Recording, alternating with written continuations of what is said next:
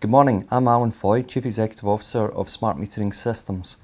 I'd like to take you through our results presentation for the year ending 2019, including details of our recent disposal of a minority of our assets and our business positioning. The key financial performance of our business is the index-linked annualised recurring income that we receive from our asset base, or IOR. We conservatively depreciate our meters over 20 years. Our IOR has increased by 20% to just over £90 million, and there is no cost of sale on our meters. When we invest in a year, we collect the full IOR the following year, hence you will see a lag in our EBITDA, which increased to just under £60 million in the year. We disposed of a minority of our meter assets recently for a 16.4 multiple of rent or EBITDA, these being just under 5 years old. Post-disposal, we have just over 73 million of IOR, which is dominated now by smart meters, with an average age of 1 year. This leaves us cash positive with no debt. With dividends underpinned by existing assets, we will continue to build our IOR from our existing smart metering order book. In addition, we will continue to focus on our energy management division, but now in partnership with CTI. We see an exciting market for capital assets in the energy space, all aimed at reducing costs and energy consumption. CTI will finance these carbon reduction assets, i.e. batteries, LED lighting, EV charging, solar, etc. And SMS will receive a development one-off fee and then an annuity type asset management fee. Smart meters are a key carbon reduction asset, a care asset. They're integral to a flexible, decarbonised and decentralised energy system. We continue to build our smart metering portfolio alongside our developing energy management division and care assets, all aimed at carbon reduction with sustainability and ESG at our core. After the disposal of a minority of our metering assets, we continue to receive an asset management fee, giving a valuation multiple of 16.4 times for these assets with an average age of 4.7 years. Post-disposal, we have just over 73 million of index-linked annualised recurring income, which is dominated by the domestic smart meters recently installed, the average age of around 1 year. Our dividend policy is set at 25p per share, growing at least in line with RPI until 2024. We now propose quarterly payments of our dividend with a skipped alternative for up to 30%. Our cash cover is circa 2 times, giving clear headroom for growth from the group's current installed and unlevered asset base. We have an order book for growth in our IOR of around £40 million through installation of new smart meters, with potential additional growth from our existing energy supply customers who are required to convert their customers to smart meters by 2024. We will finance this growth from excess cash from our operations and in addition progressively use our current undrawn £300 million RCF facility. The UK is the first major economy to implement a net zero carbon policy by 2050, which will require electrification of transport, heating, efficient lighting and efficient renewable electricity generation and storage solutions to balance the networks for security of supply. SMS's strategy is to partner with CTI to finance carbon reduction or care assets, such as batteries, and thereafter receive a one-off installation margin and an annual asset management fee, a model which makes entry into these new asset classes earnings enhancing immediately to the group. Good morning, I'm Tim Mortlock, COO at SMS, and I'm going to talk through the operational review from the presentation. And I'd like to start by re-emphasising the centrality of sustainability to all of our operations at SMS. All of our assets and services serve to reduce energy consumption and carbon, and this is a very important point that's at the heart of all of our business operations.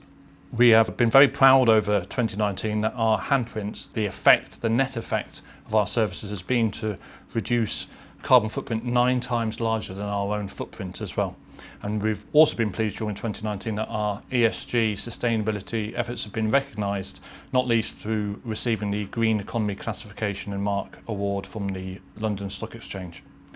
And again, the importance we place on ESG and sustainability is reflected in the fact that we are establishing a new Safety and Sustainability Board Committee as we step into 2020. Smart meters are key to the UK achieving its net zero targets and ambitions. By supporting the renewable electricity generation and supply in the future, smart flexible networks, energy efficiency for end consumers, decentralised generation and storage, and innovative energy services for business models through the energy supply market, smart meters are the basis of enabling a flexible energy network which will balance renewable generation and demand, and are extremely important. This importance has been re-emphasised by BEIS and the government as we step through the extended smart meter rollout through to 2024. As of the end of February 2020, our index-linked annualised recurring revenue, post the disposal of the minority of our meter assets, now sits at £73.2 million, with a £2 million smart meter order book still ahead of us, which is expected to add a further £40 million in index-linked recurring revenue, with 3.8 million meter and data assets under management. And we will still continue to grow our industrial and commercial meters as well as our smart meter portfolio over coming years, both through new connections and through continued exchange activity. The market as a whole still has over 36 million meters to be exchanged for smart, and our existing contracted customers, in addition to our contracted pipeline, still have a further estimated 4 million meters to be exchanged in addition to that pipeline. In addition to our activities through smart metering and helping to reduce the carbon footprint of the UK, our well-established energy management section, which has been in operation for nearly 25 years, is also working hard to support customers to reduce their energy and carbon footprints. Using our data and technology platform to analyse usage and to identify energy savings opportunities, since the acquisition of Solo Energy in 2019, we're now also able to control generation, batteries and electric vehicle charging to match demand to supply, providing a flexibility platform which is key to the future of our UK energy networks. We have proven delivery of capital projects using our electricity design and infrastructure skills, using our energy knowledge and expertise, previously using our customers' money to support the delivery of those activities. But now, going forward, we're able to leverage that growth, leverage those skills, using CTI's capital to deliver those capital projects, protecting our metering cash flows, providing future upsides to our dividend strategy, but also with the option to invest for SMS in those care assets, in those carbon reduction assets in the future.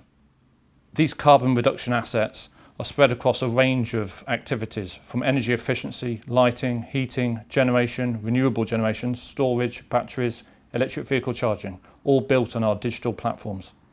And we have nearly 25 years of established industrial relationships to support this activity and to support the development of the pipeline that we've been working on for a number of years. With CTI now in partnership to fund this activity, providing SMS with long-term recurring asset management fees and development fees, again with SMS retaining the option to invest in those assets going forward.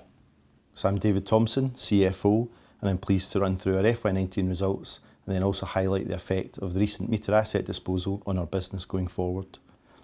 It's really pleasing to report double-digit growth across our key revenue and profitability measures, with pre-exceptional EBITDA highlight increasing 14% year-on-year to £58.9 million. This highlights clearly the advantage of our compounding business model. As a result of the carefully chosen accounting policy to reflect the removal of meters during the Smart Meter Exchange programme as exceptional items, this more clearly illustrates the ongoing business model in our underlying numbers, and we continue as expected to incur exceptional losses on meter removal. You will also see depreciation has risen sharply from £24.4 million to £36.6 million. This increased non-cash cost is largely a function of the change to the depreciation policy on our traditional meters. Whereas these traditional meters still have an expected intrinsic operational life in excess of 20 years, the fact that they will be removed over the next 4 years has resulted in a greatly accelerated non-cash charge to write these off to nil over that period.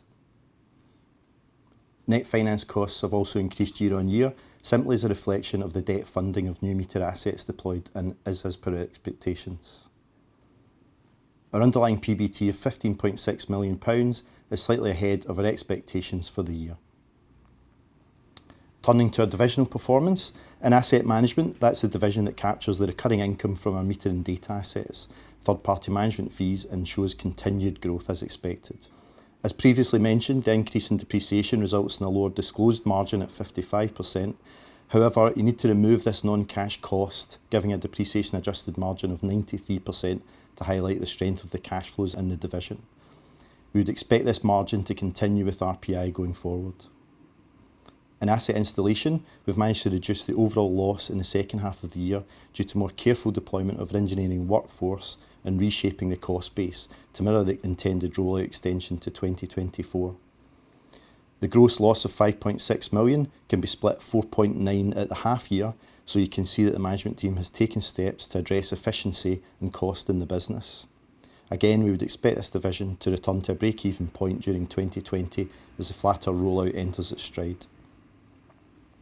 Energy management continues to perform well, and the commencement of a smart heating controls project, in a similar vein to the lighting efficiency project announced 2 years ago, brings a higher margin, increasing the margin to 24% overall.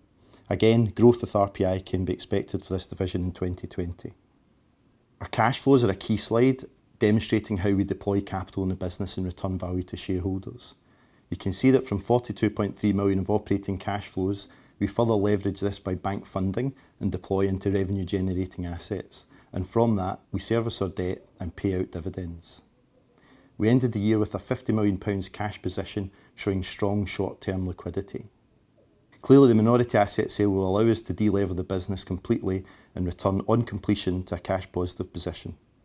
This gives us significantly more headroom and flexibility to deploy capital into new meter assets and provide a long-term RPI-linked dividend policy. We feel this is key to our long-term total shareholder return strategy, as the smart rollout extension to 2024 could have pushed out potential returns over that longer timescale. Now turning to the funding platform going forward, it's clear that our key focus area remains the deployment of smart meters. Completing the transaction will give us greater flexibility with 300 million of debt funding headroom. There is also the possibility to look at non-recourse funding options, and most pleasingly we have now demonstrated that the sale of a discrete portfolio of meters is a valuable option, and this can also be explored. Thus, we feel we've created a number of viable options for capitalising the business, allowing us to choose the most value accretive if and when the time arises. Following on from the meter investment focus, we have to acknowledge that other carbon reduction assets are part of the long-term future of our business, and we have looked at funding these with a partner initially, keeping the core meter assets on our balance sheet. We have also recently signed an agreement with CTI via their ESIF fund to provide capital for these assets. We will obtain an ongoing management fee on their deployment. So in terms of our strategy for total shareholder return, we can see that our proposed 25p dividend growing with RPI is a significant step up from our previous policy. We're also very pleased to offer a scrip alternative, and this will give shareholders the option over returns now in cash or future participation in growth of the business. One of the key aspects of any dividend policy is, alongside quantum, the level of certainty that it will be paid. With sufficient retained earnings in the business on conclusion of the meter sale transaction, earnings cover in year is less of a focus, and the focus is on operating cash cover to demonstrate affordability. It can be seen that we had room to increase the dividend further. However, at 25p, we feel this is a sensible initial step. So, our strategy is clear. We have strong cash flows from our installed long-term assets, with revenue increasing by RPI. We will pay a dividend of 25p with an operating cash cover of 2 times. This provides opportunity to increase this dividend. However, we will keep this excess cash during the smart meter rollout phase to 2024 and reinvest this alongside our 300 million RCF in smart meter assets, which is expected to increase our index-linked annualised recurring income by circa £40 million, whilst at the same time focusing on increasing further our order book in smart meters as much as possible. Our Energy Services division, now with Solo's FlexiGrid platform added last year, provides the full end-to-end activities in the energy space, to our customers, from hotel chains to major telecoms and transportation companies, and everything in between, often leading to the installation of carbon reduction or care assets.